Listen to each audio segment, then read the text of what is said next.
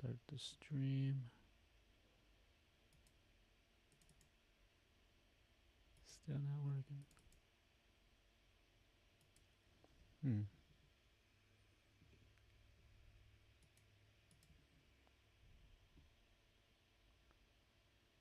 Oh, right. Weird. That's how it looks, huh?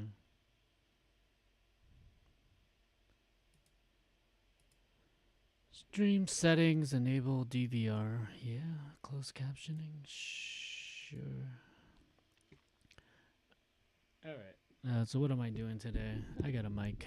I guess we can play with the mic here. Okay, so I am working on stuff. So we're taking this video. Want to speak real English from your What's her first name? lesson? Sign up for your free lifetime It's account at English EnglishClass101.com. You should learn how to whistle. But yeah, so, and what I'm doing is I'm putting it into the slides that I'm going to be using for this week. So this is week 7, and even though it's midterm review, I will be talking about giving advice though, because I'm catching up because I had a week off for weird issues that were arising in my life. So let's see what goes on. And I'd like to just kind of test out streaming. So is to, and then there's some action you recommend for. So before I do this, let me just make sure. I want to get my chat bar up and running. How do you do, let's see, if I do a live chat, oh, I could do the pop-out chat. There we go. So that's what I want to do, because I want to add this to my OBS. All these weird new things that I've been learning. Slowly, slowly, slowly. Let's see. I'm going to do a YouTube stream. YouTube stream chat. Sure. I don't know. And we're going to choose the window. For some reason, OBS pops up these things onto the other side of the screen. So, and I got to find this. What is it called? Something YouTube. Google live streaming. To pop out. I think that's it. Yep, there it is. And so, what is a way to have all of this information in one place? Who freaking knows, man? But this is my main screen up. This is my second screen. This is my main screen. And what am I going to do with this chat? We can make it wide. Why don't we just kind of shape it? And so if you're watching, you can, I guess, see what I'm doing. And if you're not watching, then good. Go back to sleep.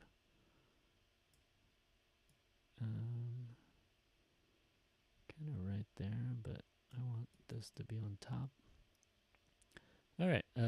So who knows? Yeah, we're all just figuring out life at the moment. And see, this is the biggest ish that I have with freeware. Goodware. It's not even letting me choose these things. Okay, let's try this again. Moving screen sucks because these monitors are not the same size. Why?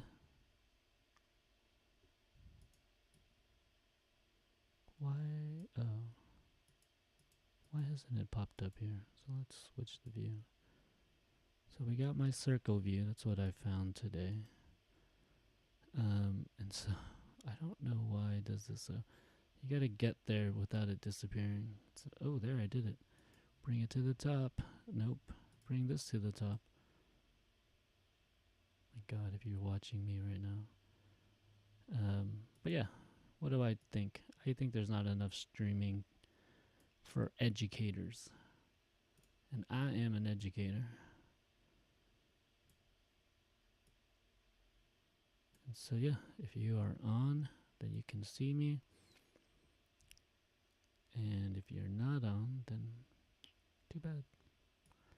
This is probably should be not a circle. I just put myself right there. This looks ridiculous. I'll figure this out someday. How to do 2 desktops. Because that's how I work. That's how everybody works nowadays, no? Alright, so we're gonna hide this, and then I can see what is going on. There's like, what, the broadcasting delay. And let's go. So, how many people do I have on? Nobody.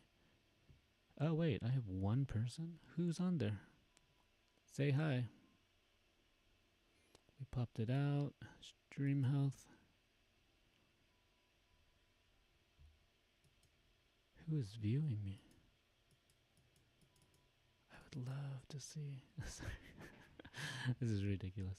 Okay, so yeah, instead of playing games, what I'm doing is I make my videos or my presentations for class. Like I said, it's week 7. And I'm currently teaching online at Çukurova University, which is in Turkey, in Adana. And I probably have to turn on my lights soon, because it's starting to get dark here in California. Hold on. Boom. Got a light. I'm going to turn on this backlight. It's a little light bulb. Oh no.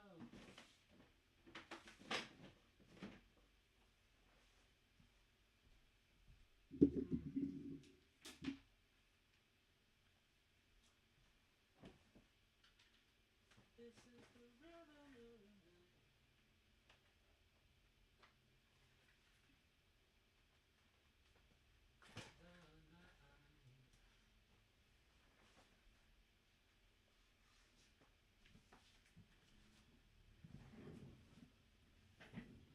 All right, we are back.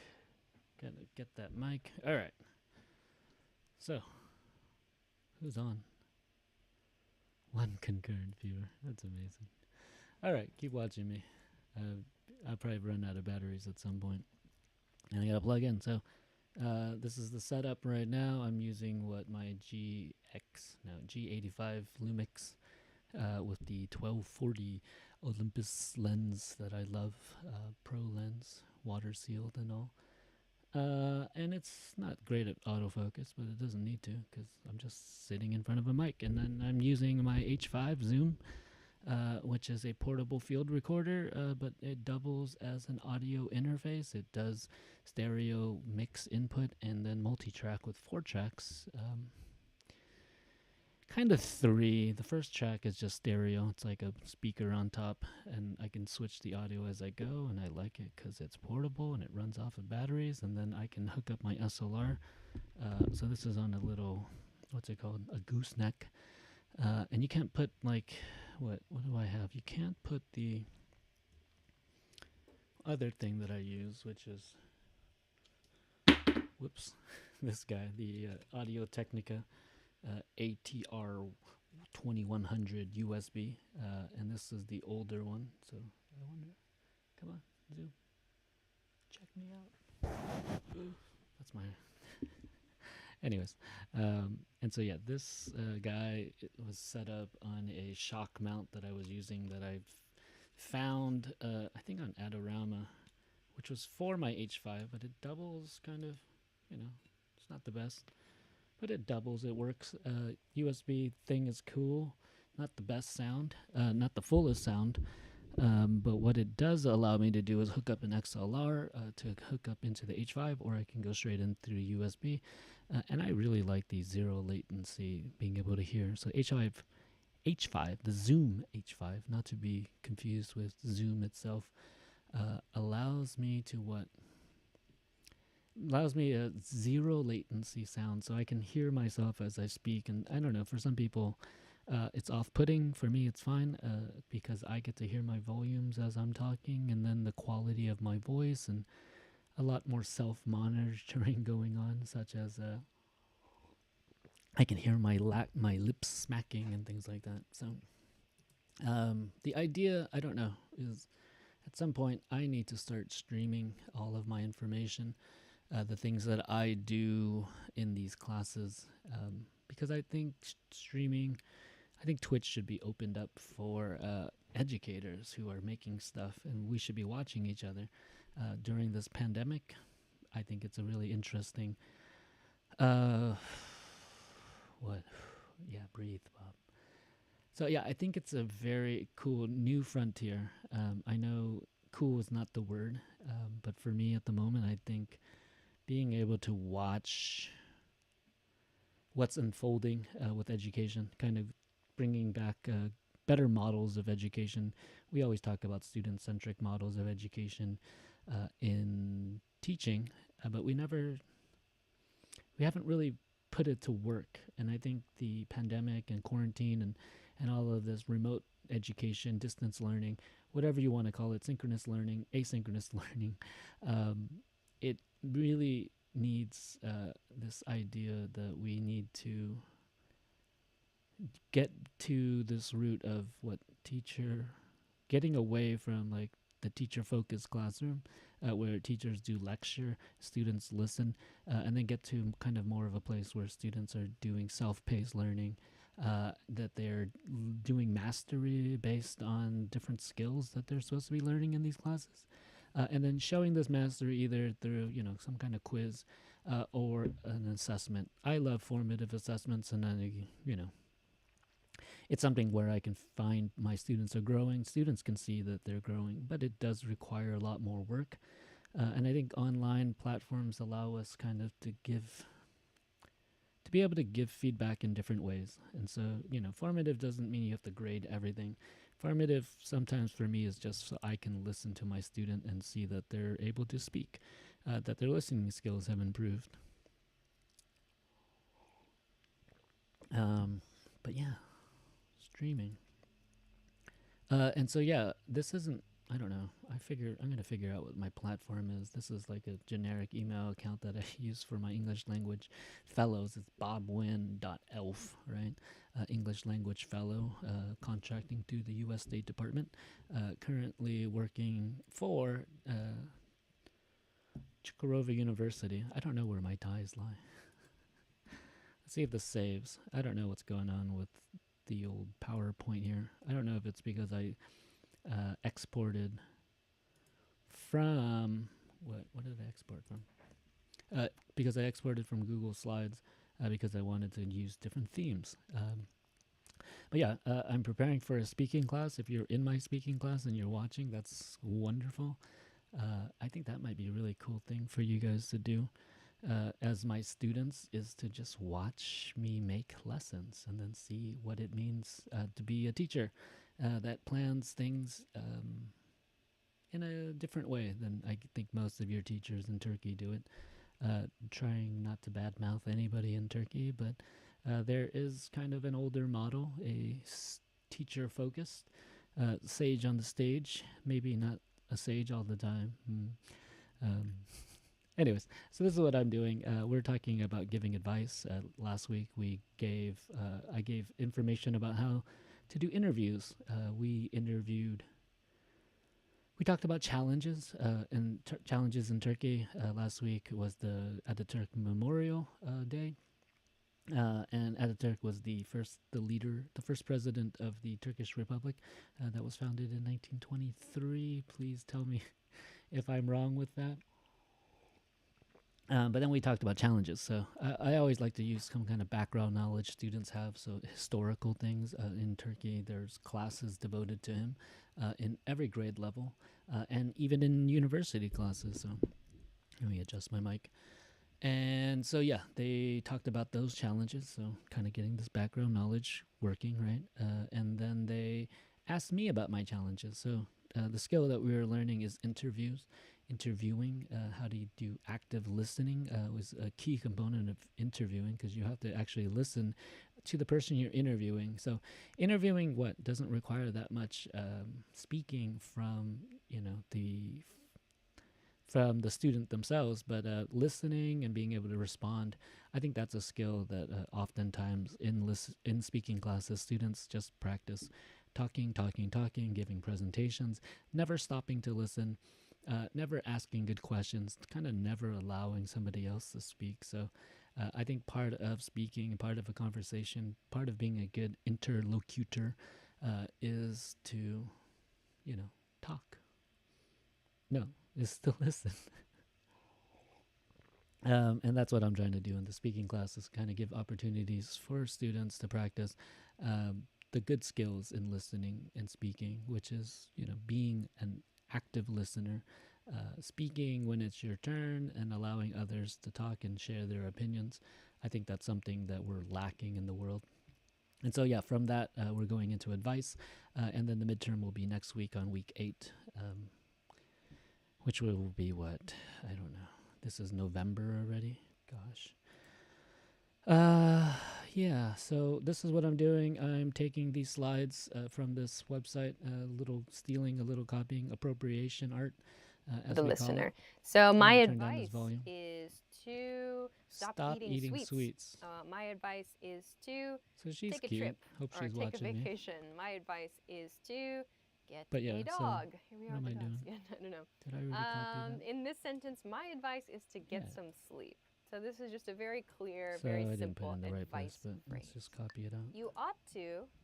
There we The go. next expression is you ought to. Copy You and paste. ought I'm going to use my So key ought caster to if means you guys should. know what this is. But It lets ought you see my to, key. it sounds more Ought formal, to. more polite. It's not used as commonly as others. Toggle capture. But actually, so there we we use go. the contracted form. So you can see me oughta. typing. So ought to, just like want Let me see to, what can the be string contracted looks to like at the moment. oughta. Oughta. You oughta do something. I feel like nobody cares about this chat. Especially not me. So why don't we do this?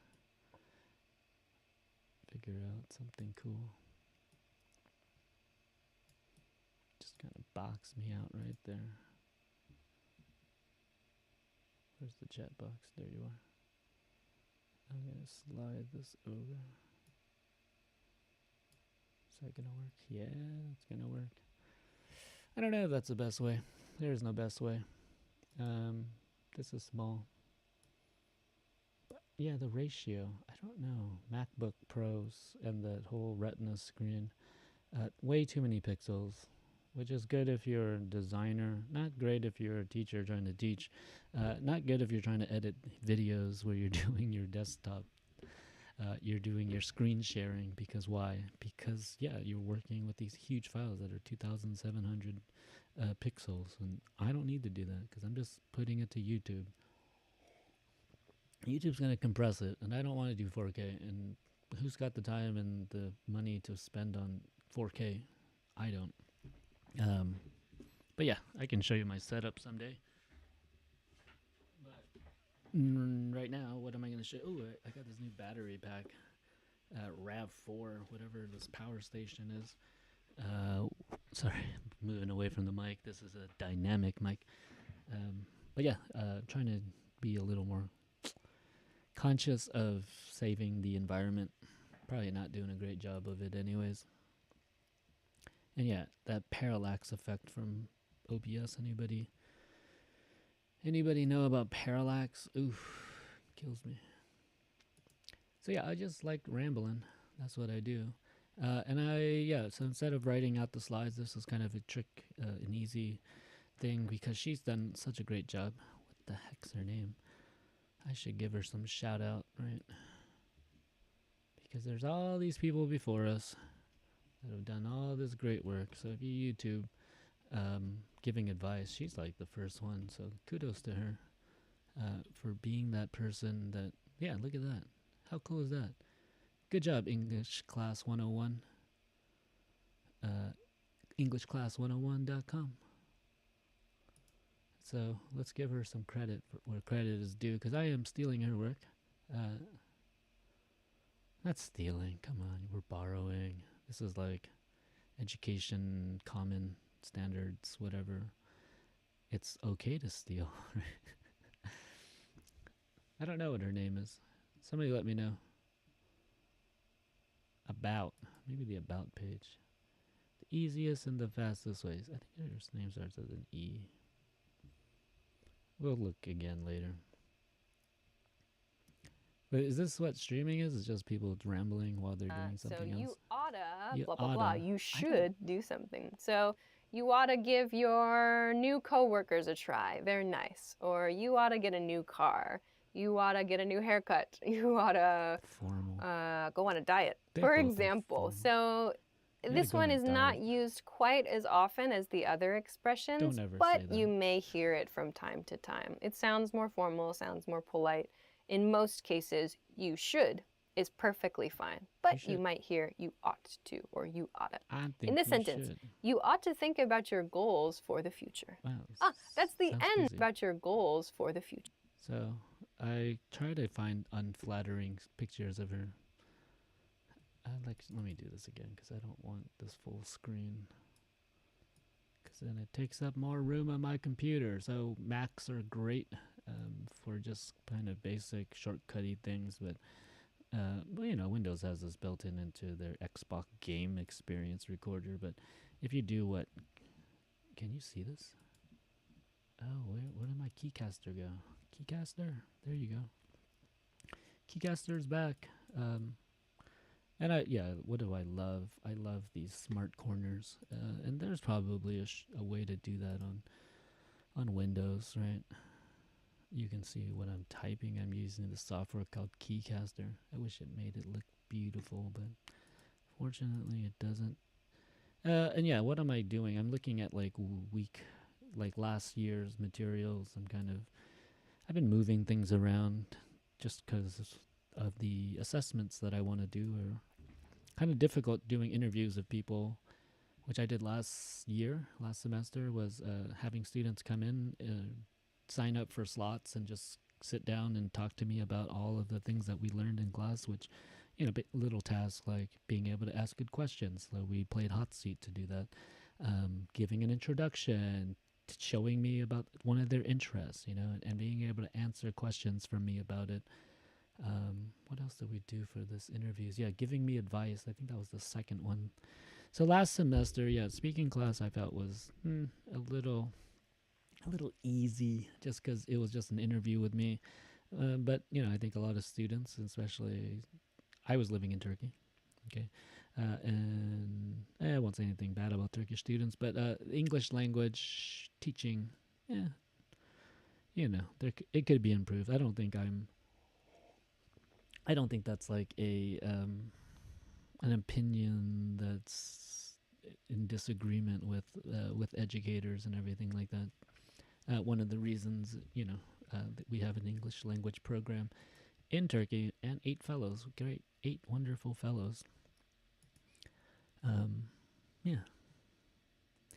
So yeah, there could be ways to improve the teaching methodologies, and that's what my job is. So I teach first year students in the English language teaching department. Maybe I shouldn't say what university. I already said it, so you already know. But yeah, look at those little arrows. So this is what we're doing. Last week we did these interviews with me. They asked me questions, kind of this model of what scaffolding, the whole I do, like the teacher, we do together, and then you do. So that's what we did. And now it's their turn. We ran out of time because breakout rooms discussions take much longer than I ever anticipated. So, you know, doing any kind of activity before in the classroom with 20, 30 students took a long time. And then now with breakout rooms and internet connections and everything, and, you know, students sometimes just not getting it, students not joining the breakout rooms, I would say everything's almost doubled the time that it used to take. And so this 2-hour class that I'm supposed to have, I try to do an hour, which never works. So we always go about an hour and a half. I think the students enjoy it. But yeah, I'm back in California. The time difference is 11 hours. So Turkey's 11 hours in the future. So right now at 5 p.m. here in California, it'd be 4 a.m. for them. So I hope none of them are up watching me. I don't even know how many students actually follow me on this, but yeah, these are the materials from last year. I like this video. I like borrowing a lot. I hope YouTube doesn't catch all my copyright stuff. I think they always do. They're so good at this. What advice would you give to somebody younger than you? I don't know. I like them. I like them. Oh, that's not advice, but it's so cute. She's 5 years old. Or 6. She's 6. Let me go back to my... OBS just to make sure the sound is playing. So I'm gonna press this. Ah, that's the end. Okay, There we so go. those are So yeah, not knowing your sound is working, and I would say usually it's like a good idea to have somebody, a friend, watching your YouTube channel while you're YouTubing, so that they can just call in and be like, "Hey man, your sound's not working." Just because in the abyss, the void of online classrooms where students don't say anything, you don't know when things are broken, busted. So if you've ever seen this this Mac function, you just do Command Shift. Come on. When does it show up? Oh, there it goes. So you do Command Shift 4, and that would bring up this little crosshair. So the shift would make it a $sign, right? But Command Shift 4. And then you got this crosshair. Or you can do Command Shift 3, which is the pound sign on my US keyboard. If you have a Turkish keyboard, you have different letters up there. If you're Japanese keyboard, totally different, right? There's like a button on the keyboard in Japanese keyboards that's just for the @ symbol, the ampersand. No, not the ampersand, that's the and. For the @ symbol, whatever you call that. Weird. No wonder they don't type very fast. Just kidding. And this, takes a screenshot of both of my screens. There's a lot of things going on, because I always have a lot of things going on. So if you see anything slightly illegal, let me know. Oh, this is the speaking activity that we're going to be doing. It's going to be giving advice. So we're kind of double stacking all the things that I do. I got to turn off stuff. There's way too many things. Loopback is great. And Loopback allows me to kind of create virtual inputs and outputs, I guess. So yeah, it allows me to send my feed from, my audio from VLC, from PowerPoint, from all the things that I use, Spotify, Zoom. It allows me to shoot it into OBS, so OBS gets that sound. Because that's not built into Macs for some reason. So third-party devices. But if you're watching this and you're using a Mac, hopefully you learned some cool shortcuts. I try to use them as much as I can. And I used to be better. I used to try to make my own shortcuts using system preferences. So if you're watching me, you're probably thinking, this guy is crazy. Why is he talking about everything? Because I'm a Gemini. If that's important to you. But yeah, here you go. You can do shortcuts like that. I gotta plug in my power. I'm at 31%. I don't want this to die.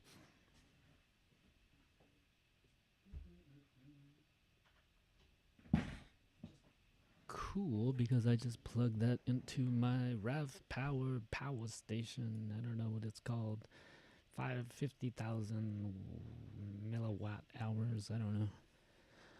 My brother has his own Jackery thing, and we have one 100-watt solar panel chilling on the roof.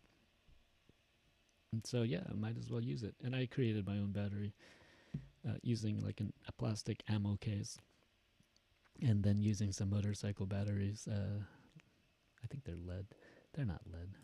Acid free or whatever. Batteries, and so that I could make my own, and then it can increase in size. That's the whole point of it. Somebody's back on. Who are you? Nobody should be watching this. All right, so let's get back to work. So usually takes me forever to create all my slides. I'm trying to figure out how PowerPoint just does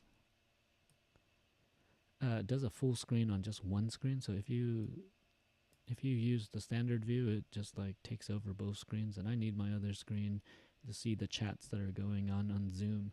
I also want to see what the OBS is doing, because I don't have a Stream Deck. Maybe I should buy one.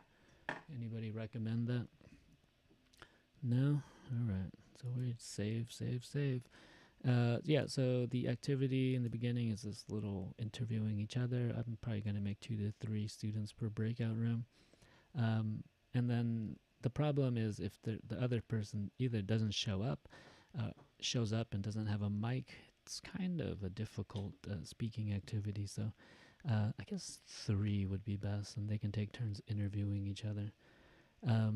Yeah, and so I thought that doing community building activities in all of my classes would get my students to kind of open up, and it hasn't happened so far. I think a lot of peer pressure happens in these classrooms where a lot of students just stopped showing their video because they were the only ones and probably felt uncomfortable, out of place. Yeah, too bad. It's too bad. Because I wish they would. I wish they would get on there. Because I think you got to practice. Like, I've been practicing being on camera and looking at myself and looking at myself, and sometimes I'm just a disgusting human being, and other times not so bad. You're having a good hair day. My students haven't actually seen my hair. I don't really think they even know I have hair. I wear a hat every time I work, which is right here. So I'm going to put that on my teaching hat.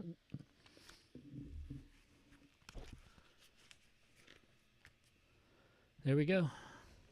That's my Clark Kent outfit. Usually I wear my glasses.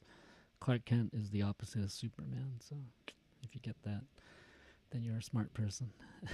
Just kidding. So yeah, my reflections. So after interviewing each other, kind of asking them how they felt, I feel like a lot of students, a lot of people in, let's call them social cultural societies, don't like to share bad things and challenges. I think challenges are, to me, something I call high disclosure, something not just I, but many people call high disclosure. And the more you disclose about yourself, the more the other person is willing to share, right?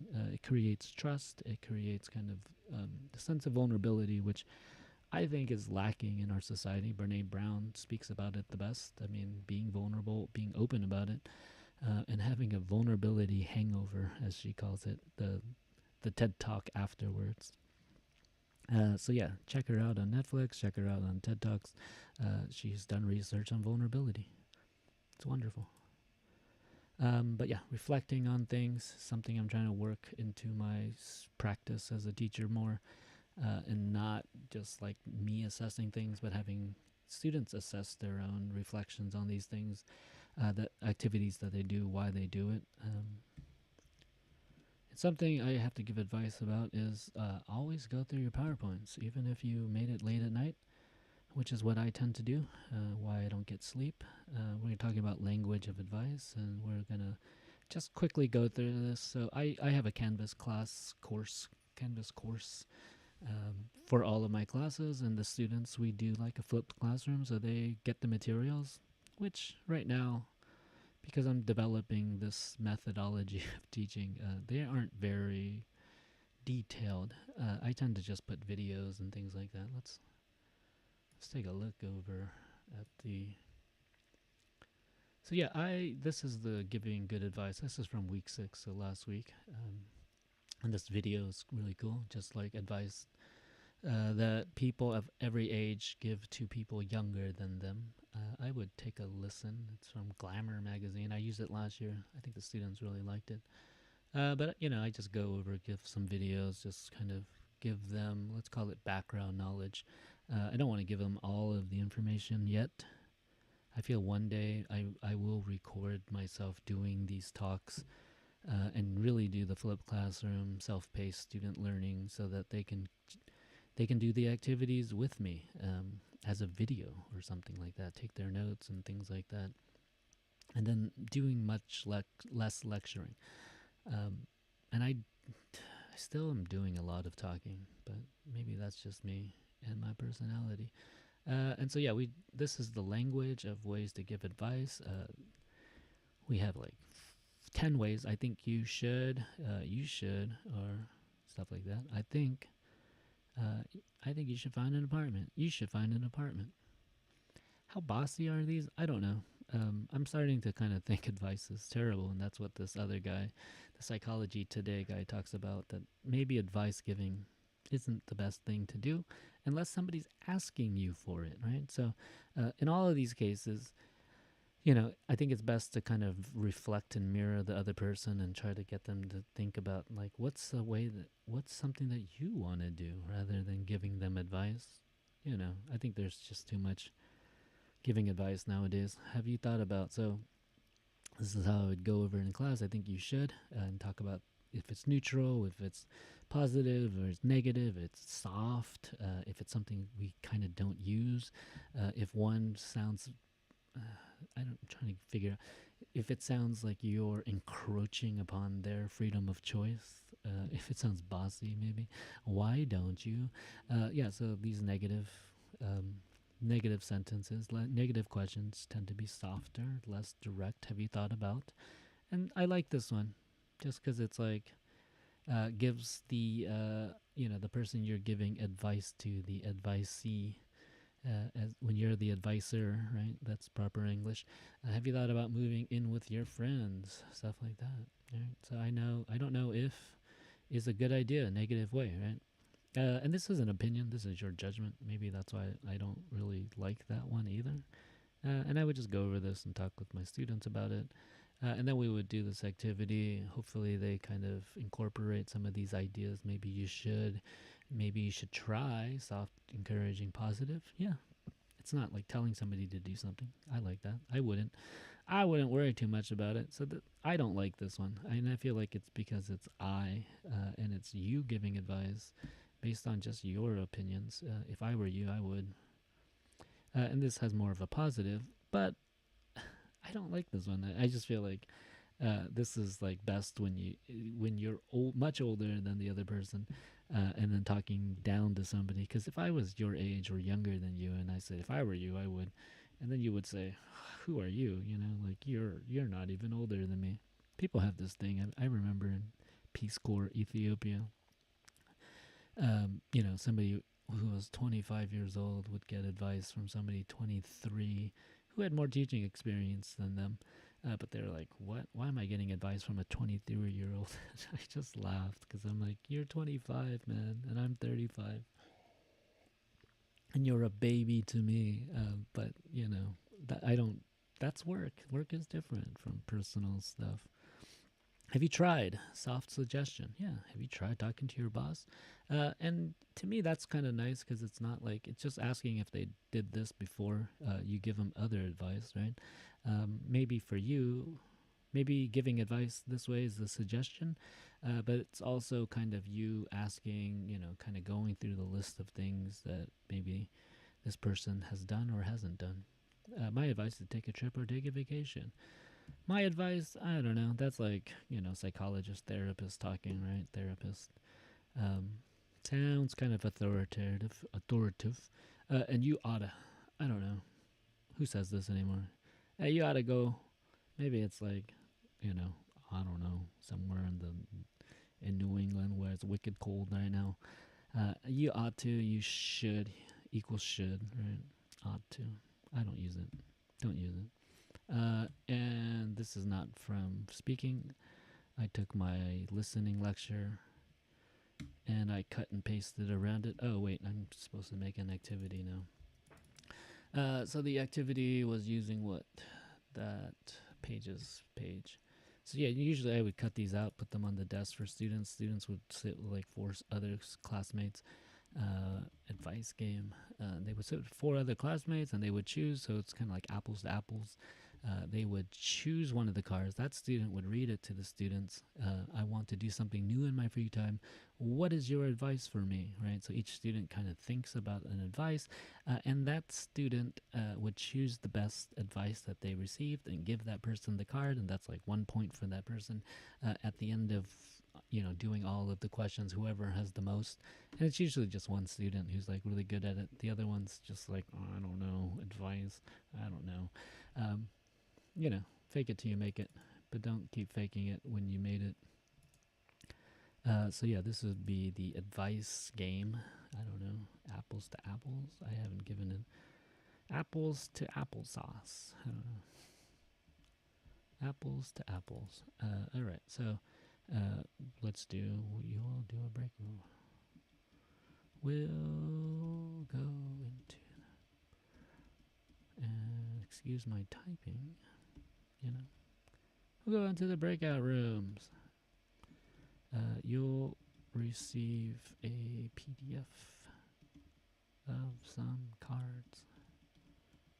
Each student. Wait, no. So when I ask them to make groups, either I have a leader or somebody that's the moderator, or just for the game, I'll have somebody go first. And what I usually do is I'll have them. What do I do?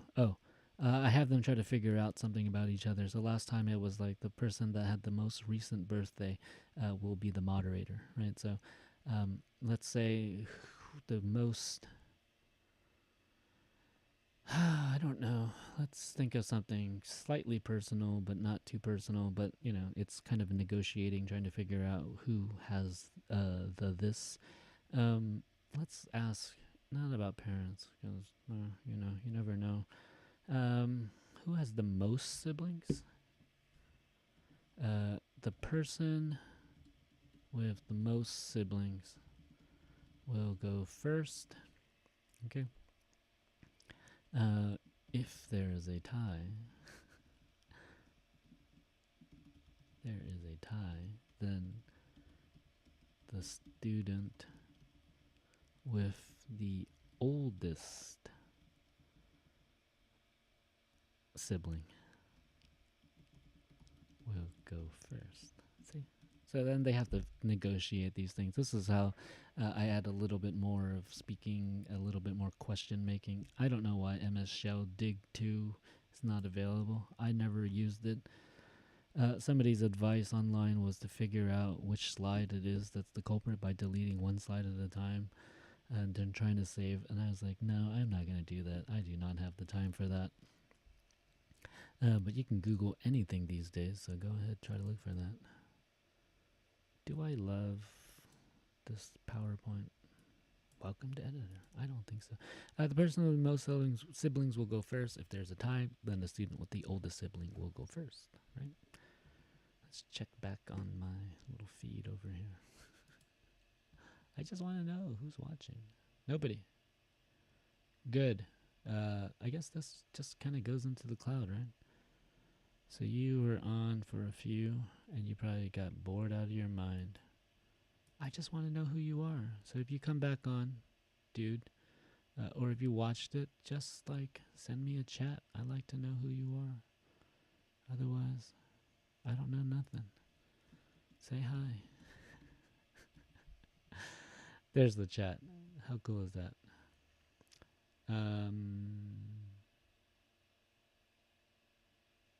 Yeah. I'm probably giving away a lot of my secrets. But secrets are meant to be shared. Okay, so I made this from last year. Let's see if all these questions will work. I've got an important exam tomorrow, but I haven't studied yet. What should I do? How can I learn new vocabulary in English and memorize them? What can I do? What do you think I should do? My friends are very angry with me because the students get to do their own choice. What must I do to make them happy? So what must I do? That wasn't in her talks. And also she didn't use can. I feel like can. You could do this, right? What can I do? What could I do? Let's do could, right? It's kind of that future, possibility thing. I was just in a car accident. What had I better do? I didn't talk about that either. I guess I'm going to change this because I didn't really use what she said last time. I think you should. You should. Have you thought about what do you think I should do? Why don't you? Well, I mean, one is ways that they ask. It doesn't have to match up, right? Why don't you? What do you think I should do? Have you thought about moving in with your friends? What do you thought that I do now? I don't know if that's a good idea. Do you think it's a good idea? That's a good one. What had I better do? That's so stupid. Would I ever say that? What had I better do? No, let's do I was just in a car accident. What ought I do? How do you ask for advice? I never got through this. Maybe you should try. What maybe should I try? No. What would I do? What will I do? Whatever will I do? Let's do that. What will I do? What will I do? Oh my gosh. What will I do? It sounds like a cheesy drama. I want to travel after the semester. If I were me, if you were me, what would you do? If I were me. Don't worry, I'm not drunk. This is just tea. I have an interview in English next week. What do you recommend? See? So kind of off. Let's put a section. So this is like language for giving advice, right? Language for. Let's see it like that. I don't know. I feel. What do I feel? I feel like teaching online like this using PowerPoint, crafting activities is. It feels like a. I feel like a director, you know. Language for asking for advice or help, whatever. What should I do? Right. Right. All right. So what should I do? Let's see. Asking for advice. You can say things like, "What should I do?" So I just give examples. You know, they should know all these things by now. What could I do? What do you think? Right. I should do. And what must I do to make them happy? What must I do? What should, what could? Let's put them all together and I'll let them decide. The think, I guess, would make it softer. I don't have to write all these out. What do you recommend? What will I do? That's like, you have no idea. If you were me, what do you think I should do? If you were me. If you were me. So this is like, I like it. It's like really, it's really in there. It's like you are really putting yourself out there. Oh God, what if you were me? What would you do? And you have no idea what you're gonna do. But yeah, advice. Kind of problematic these days. What do you recommend? Let's use the good old shortcuts. Not go back and use my mouse. I do. What is your advice? Right. Oops, sad advice. And I don't know. So yeah, maybe doing the streaming thing will keep me motivated because it keeps me on my task. I've been having issues with procrastination. What do you think I should do? What should I try? Of course. What could I try? What should I try? But yeah, procrastination. It's something that happens to many of us, especially when our world gets tossed topsy-turvy. What will you do? What do you think I ought to do? I guess that's okay. What do you think I ought to do? I ought to do. I think that sounds better than you ought to do this.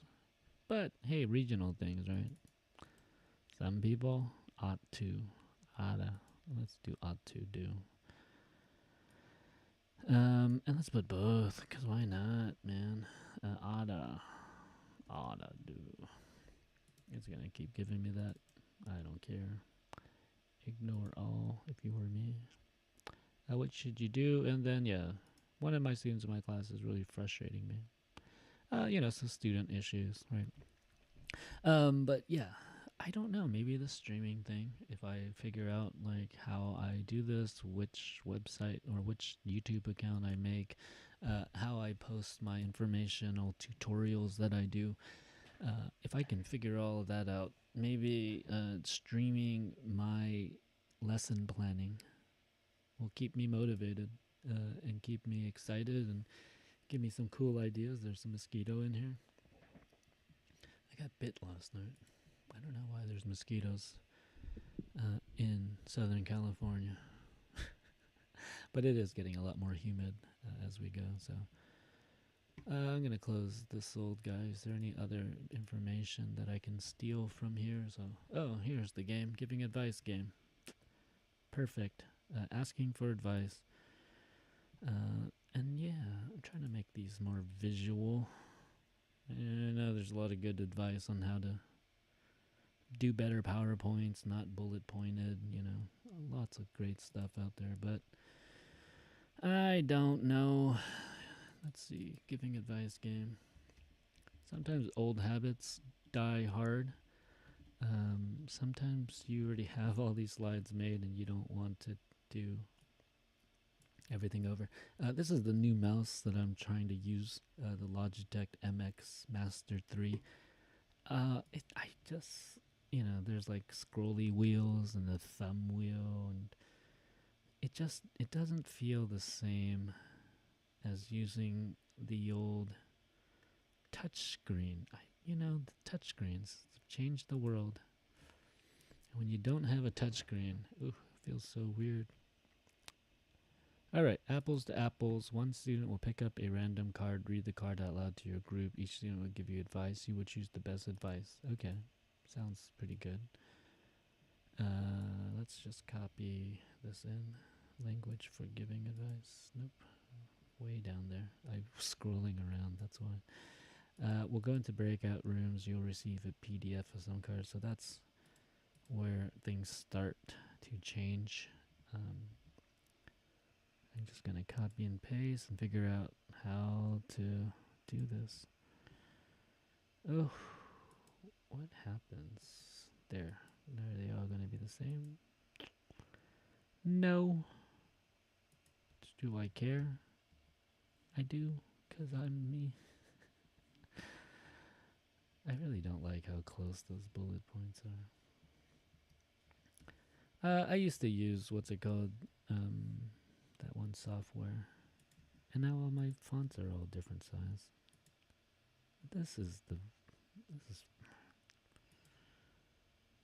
I hate PowerPoint. I used to use Keynote all the time, and then until I was in my master's program, and my professor told me, well, for accessibility, ADA, compliancy, you should use PowerPoint. And I was like, okay.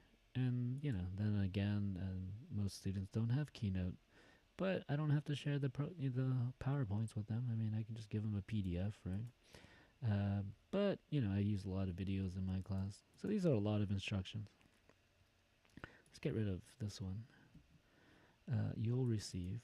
I will send you. You'll receive. The person with the most siblings will go first. One student will pick up a random card. You'll receive I will go into the breakout rooms. Should be there. With the most siblings will go first. If there's a tie, see, check your work. Then the student with the oldest sibling will go first. One student will pick up a random card.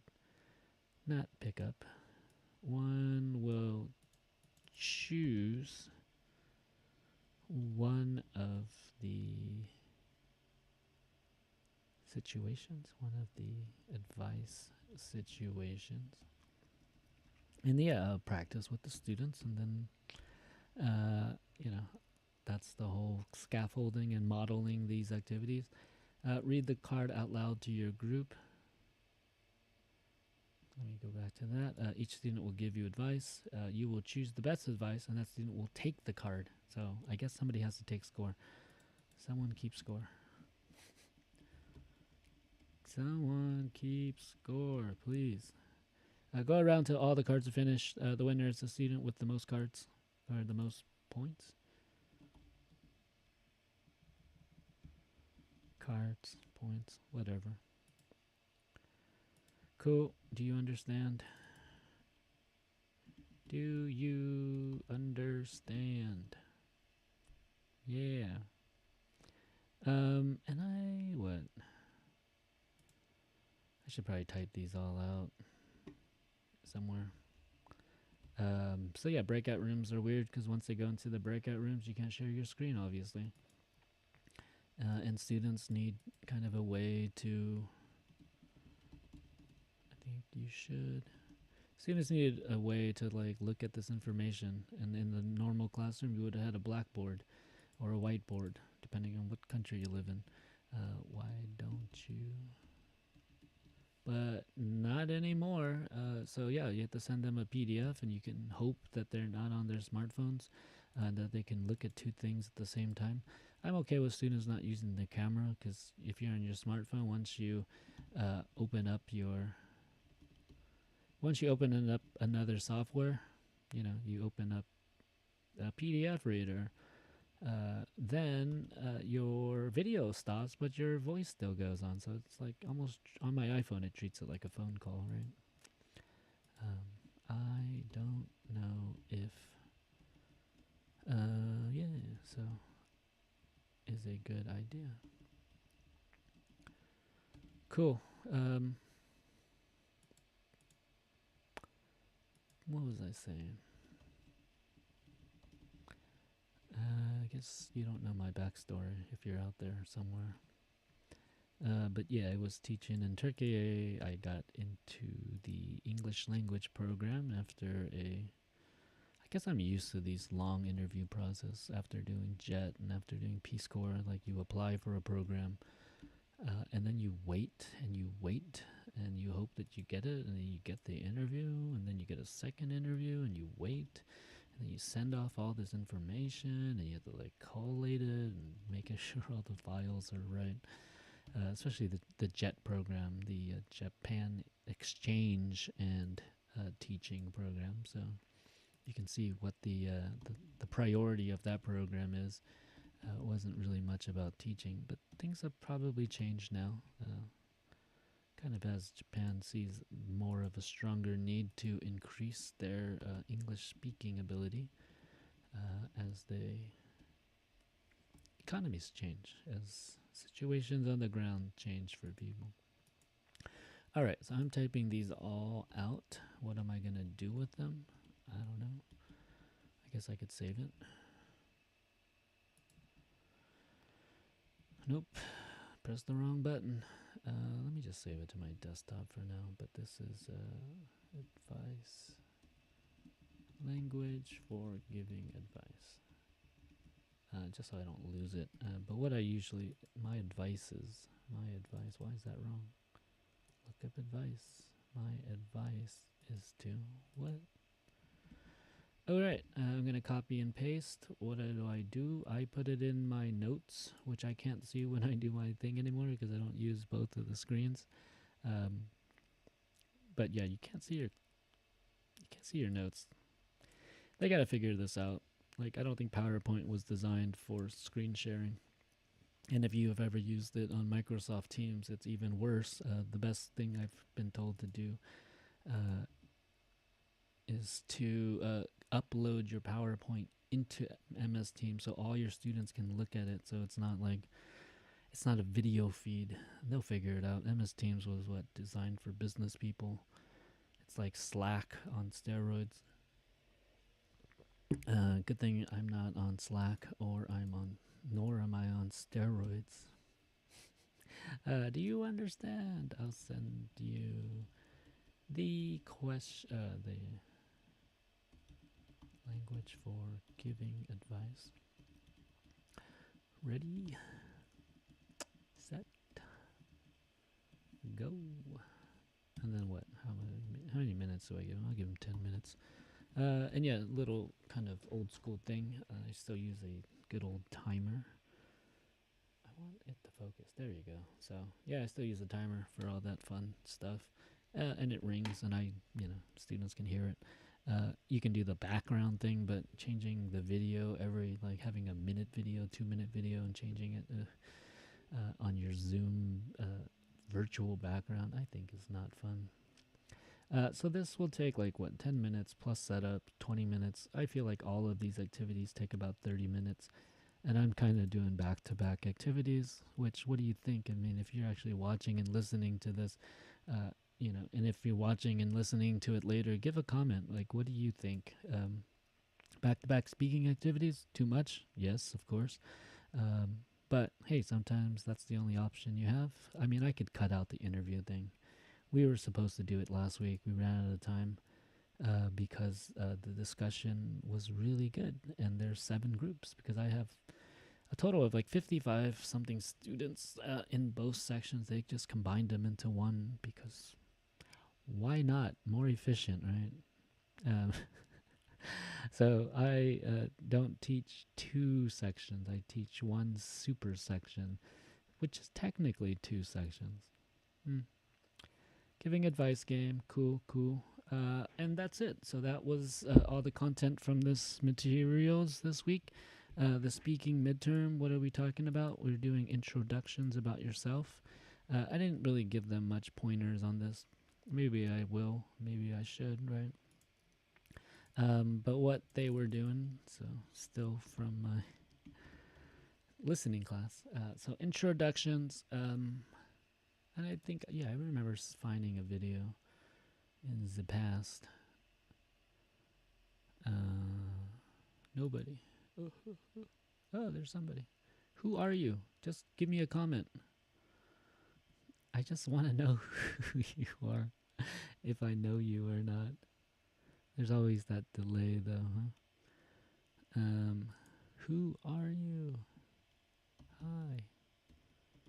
Who are you? I wish this was like Zoom, where you could hear. And I probably need to start adding all these things. Platforms. Look at that. I can see my excellent connection. Really strange. Hi. Who are you? Let's wait. Just, we're in a void. What did I do? I once taught in my classroom. Online, no. Yeah, it was an online class, but I was at the university in Turkey. And for the second week, I took them out on a tour using my iPhone as my camera. And I introduced them to some of the staff, some of the research assistants, some of the professors that were there, and then walked them to the lake so they can see my favorite part of the university. And so, yeah, we used... and then my classroom was already set up, but I walked into the old classroom, R1 as it's called, on the 4th floor. Technically, the 4th floor. And then I taught inside an empty, dusty classroom that hadn't been used in a couple months. And over the summer, just kind of built up a layer of dust, dead insects, and all sorts of other things. And yeah, it felt exactly how an online classroom feels. I was teaching in an empty classroom, talking to a computer screen, empty chairs everywhere, kind of in disarray from when they had left it the way it was before. Probably the last time anybody taught there was probably me or the other speaking listening teacher. But I thought it was just like uncanny, what the feeling of teaching in an empty classroom to students who don't share their videos and don't have their microphones on. I would love to do a performance art piece where you just cover people in like black cloth and have them sit in a classroom while a teacher's teaching and take pictures, take videos, and just kind of represent the students who hide online. Just kind of represent to them, show them what it looks like to be doing what they're doing, which is, me talking to the void of black empty screens. Some of them share their like profile pictures, and at least that gives me some idea of who they are, what they look like, this association. Like I know what, I don't know if it's her picture. I think it's like a Korean pop star, but at least I know Doa is like into K-pop, So thank you for doing that. My screen is blurry, and so I gotta check that once in a while. Let's see. Let's look at YouTube, because the unlimited fountain of knowledge of YouTube. I'm not looking for you, thriller series. What are we looking for? Introduction. So like, and this is like kind of like when you're doing interviews, right? Introductions, basic introductions. Now, greetings, introductory basics. I guess that interview question about like, question Tell me about yourself. Oh, I love this. Tell me about yourself. I'm Bob, and I don't know, 40 years. What? I can't tell you. I'm sub blah blah blah blah age, and I, am 5'8" and something. How many pounds? I think it's a hard question. You shouldn't be telling them your life story. You do want to tell them your professional work story. I'll get into details about this a little later, but essentially, a good professional work story means that it needs to be engaging, compelling, clear, and complete. So now that we've got the ground rules out of the way, let's move on to our 4 major tips on how to answer the Tell Me About Yourself interview question. Okay, so let's start off with tip number 1. Tip number 1 is to give a snapshot of your work history. So what this means is you're going to go back in time to the earliest professional job that you've ever held. And a little too kind of work interviewing, but I love this idea that like people don't know how to talk about themselves. Tell me about yourself, answer example. Also, would you like to know how to best answer the interview question, tell me about yourself? You come to the right place because in today's video, I'm going to be in to learn your job interview. Catchy, inspirational I'm a branding music. consultant that helps women become experts and leaders in the field they care about most. On this channel, I share with you how to get the job you want and become an expert and leader in your field so your career is something you love and supports the life you want. If you want to watch videos like this, come and join me and subscribe. I post new videos every single week. The fact that you're watching this video tells me that you have an interview coming up pretty soon, maybe So this is how I plan for classes. I just jump around YouTube, I look at articles, I think about all the podcasts I listen to, and if something clicks and matches what I'm trying to do, then I figure out how to incorporate it. If it doesn't work so well, But yeah, I'm trying to not show students videos during class because they're supposed to be doing that before. So if I drop the ball, sometimes I send out the link before class starts or something, but just, most students don't like to be surprised anymore. A little fragile flowers. What was I looking for?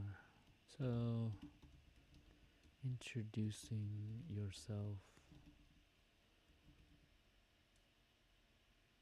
to strangers.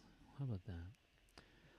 How to introduce, so, sometimes you find little gems. So the gem that I found the other week for this, which I thought was really cool, but kind of more related, Indeed interview. I just, one, she looks like Scarlett Jojo, Scarjo. At the time, small talk comes up before any questions. It's good to have a few current events or topics in mind. You can't possibly predict what they're gonna ask, but you can practice answering the common ones. Like, why do you want to work here? What makes you unique? Look at these. Let's see what our interviewer asks. Looks so good. So I want to hear more. Tell me a little about your experience and what you'd bring to this role. Pause. When this is asked, they're looking to learn what makes you stand out. Be honest with your answers. That means having to pause and think for a second. That is all right. Think about your past experiences and how the role lines up with your future. I thought this was really cool. And it's gimmicky, but, Pause. First, ace those in. Look at that. Just like well done videos. I mean, you gotta give them kudos for that. Hopefully they got tons of CPM coming their way. How many views do they have? Oh, not even that much. 790,510 views. January 2020. Pre-pandemic. So yeah, no more handshaking, eh? Sorry. Introduction. So I'm just gonna give them some like quick tips. Introductions. Just, briefly describe yourself and anything you want to share.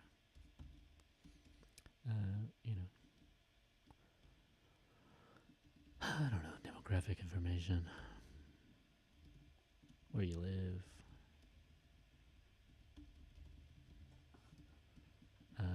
maybe something about why you want to start this channel. So, the midterm is like to create a YouTube channel or a podcast. Why? I don't know. Something unique about yourself. Be energetic, but be natural. Yeah, I don't know. Hi, I'm Bob, and I like to do this. Be natural. Just be yourself. It's the best advice I'd tell anybody. But first, you got to figure out what yourself is, right? All right. The other thing we're talking about is hobbies.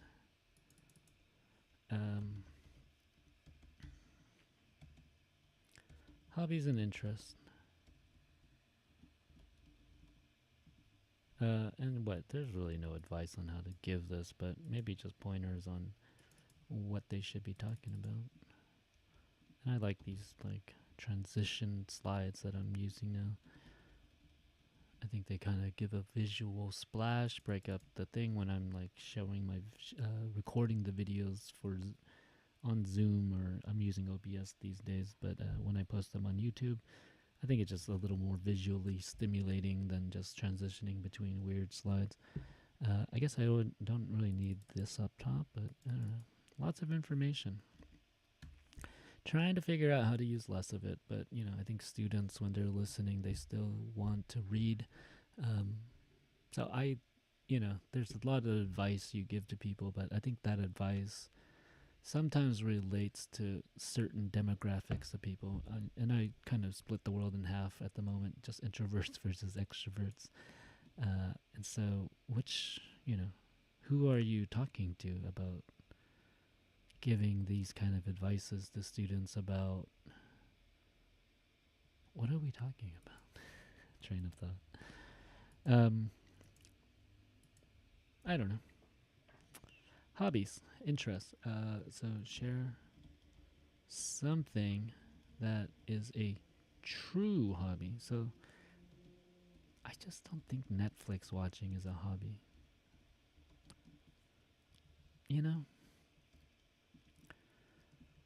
True hobby. And that's subjective maybe, but I don't think so. Hobby or interest.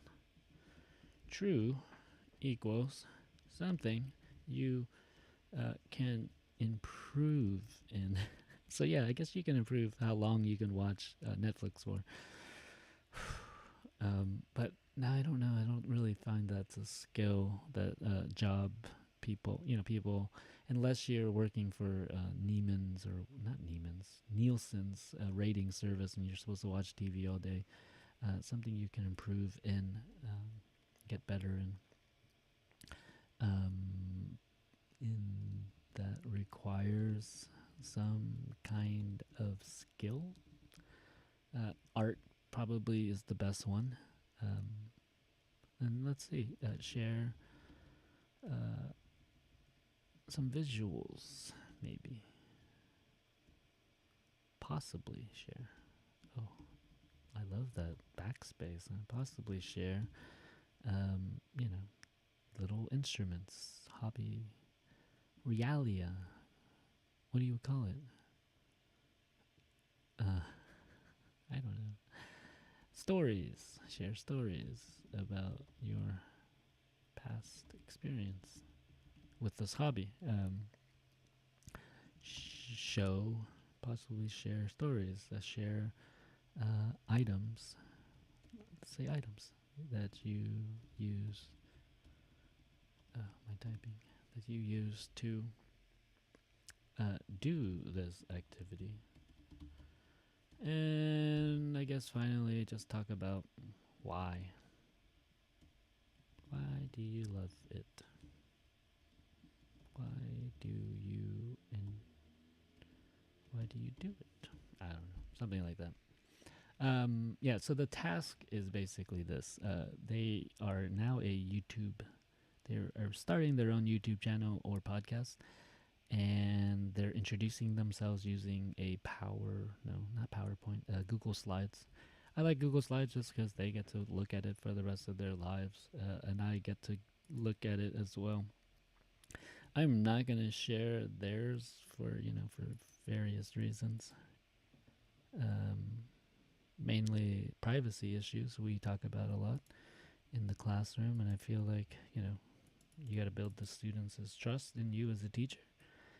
You have to build their trust in each other, and that's what this whole online community building stuff is supposed to be about. But I don't really know how many students actually kind of picked up on it.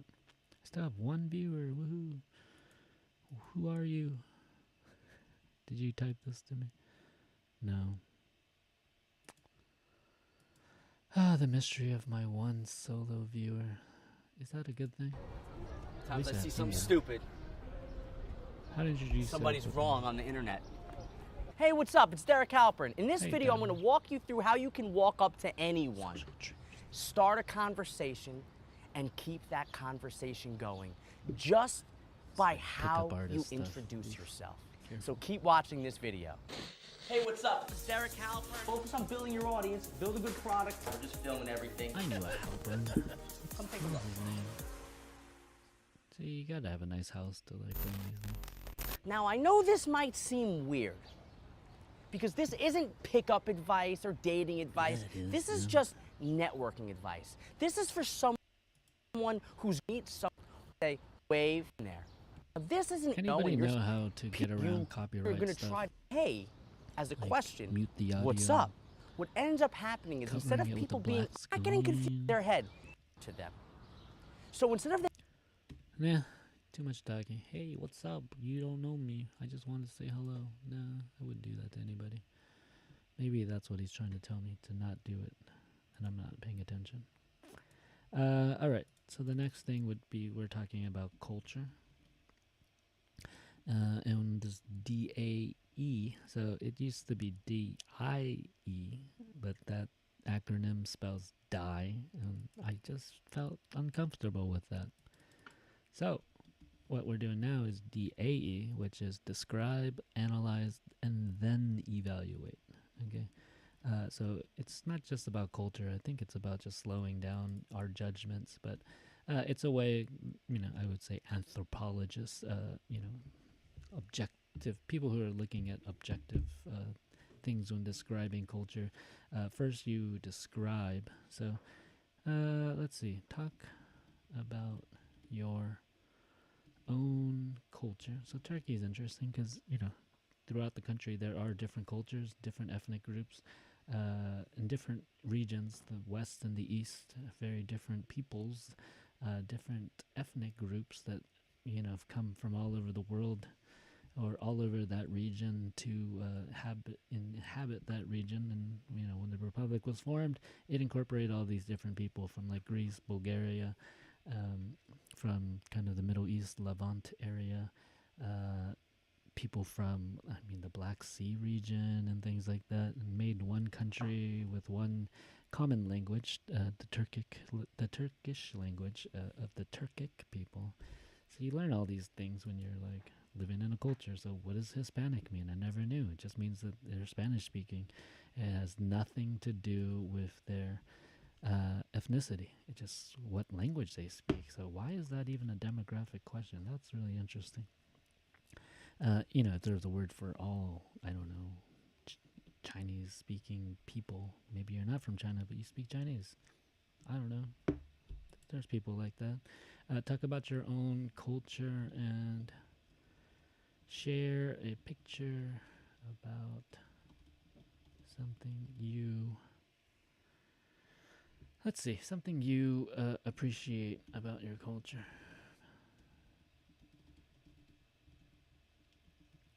First, describe facts, objective information, right?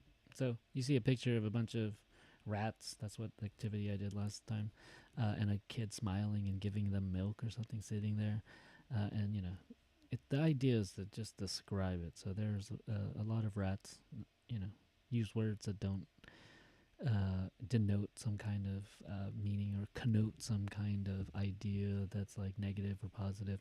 But I could say there's like 50 rats, and they're drinking from a metal vessel. It looks like something like milk. It's white. There's a boy. He's sitting there.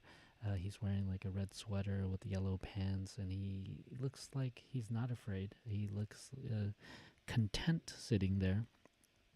That's how you describe something, right? The analyzing part. The next part is to analyze. And this means to do what? To give the reasons why. And why do you think, right? So, I mean, these students know their culture, right? But I want them to say, like, possible reasons. And I also think most people don't know their own culture. I mean, metaculture is when you, like, look at your own culture from a different perspective, right? So reasons why. And then after this, I'm going to sign off. But reasons, is it the reasons? Let me look at my notes. Which is to say, let me look at my past attempts at doing this. All right. So, describe, analyze. Nope. That's the extra fun slide that we use for an activity. So, that was cool. I mean, I shared with them a PDF, and they had to, what did they have to do? They looked at the PDF while they're in the breakout room. So, one of the students probably shared with the rest of them. And one of the things I want them to do is actually to get used to, sorry, too much tea. One of the things I want them to get used to is using technology in the classroom, or as students, so that one day when they become teachers, they're actually able to reasons. Got it. So the explanation for something. But yeah, I want my students to become familiar with technology from this perspective. Some of them complain. They say, I don't understand how to do this. Whoops, I can't type. And I say, hey, you're students, you're learning. And, we all think that you guys are so, what is it? Digital nomads. Like you guys, not digital nomads. Digital literacy. No, what's the word? Digital youth. What is that word? To describe these new generation of kids that grew up with technology. I don't think they're really good at technology. I think they're just addicted to technology. Okay, these are my slides. These are the images we shared, and so the students looked at those, and I discussed them afterwards. That was a cool activity. I think they liked it. But yeah, something that happened when I copied this PowerPoint over is every time I try, every time I try to do something, so all of the spacing is all weird. And this usually says 6. I want it to be 0. There we go. All right, the third thing would be, which doesn't work, which is evaluate. And this is when you talk about your feelings and judgment. So the idea is to basically slow down your judgment, right? And then to be able to stop making judgments immediately when you talk about things and people and what they're doing. Like, what's she wearing? Oh my God. And slow that down and just say, oh yeah, look at that. She's wearing a blue sweater, and it's rather something. I'm not going to say anything. Because women should be able to wear anything they want, God damn it. 0. There we go. Did it do it? No, because it's such a... Who, made... On Microsoft Word, who made it a standard, this whole spacing? Every time you press space, it, gives an extra 6 points, or... I know you can change it, but still. All right, so they're going to be talking about their culture. Great. And then their interview, and then finally, I guess, they have to talk about their advice to other people. But do I have... Let's see. Let me go to my docs. Let's see what I got. Not docs, no, slides. So my students, lovely, wonderful students, have shared with me their PowerPoint slides, not PowerPoint, Google Slides. And there's mine. Nope, that's the midterm for infographics. Let's keep looking for Bob. There is mine. So this is the example I'm going to use for the class. And I haven't really done much because I'm lazy. But yeah, I'm going to do my own example so my students can see what's going on. So this whole I do, we do, you do, and I've already done, and they've already done as a we. But now they're going to do it on their own. So if you can see, there was, a bunch of student presentations. And what are they going to do? So they're going to add this. They're going to add their culture. They're going to add a new slide. So I'm not doing that for them. They got to do it themselves. And this is, I don't know how they're going to put the interview in. So they can either put it in as an audio track, and then they can either put it in as a video, and so you can insert a video, but you have to use either YouTube or your Google Drive, right? So they're getting used to these things. These are all my videos. Hopefully nothing's too weird. And then advice, right? So the idea is that they are a YouTube celebrity starting off, or a podcaster. They're introducing themselves to the world. They're making a little commercial to kind of like get people to watch and listen. They can come up with an idea, but the idea is just that they're interviewing somebody. So they're supposed to be interviewing somebody who's like accomplished something, somebody who overcame a challenge. Maybe it's just somebody they admire. And yeah, I asked for like a 10-minute interview. So I think that's going to be cool. And it's going to be a fun way for them to kind of practice speaking where we can't speak in person, and give them like something that they can watch in the future. And maybe this gets them to become YouTube stars, not like me, because I'm not one. But I play one as a teacher, so I feel like that's the really interesting thing right now, is that as a educator, I feel like I'm just a YouTube celebrity, because that's what students are into, and it works with them. So why not? I'm going to do it. All right, so thank you guys for hanging out with me. If you watch this later, then thanks. I don't know. And if you do come on next time, just say hi, because I want to know who you are. And if you have any ideas, and why are you on here? And why are you listening to me? Are you an educator? Do you like this stuff? Anyways, I'm out. Peace, guys.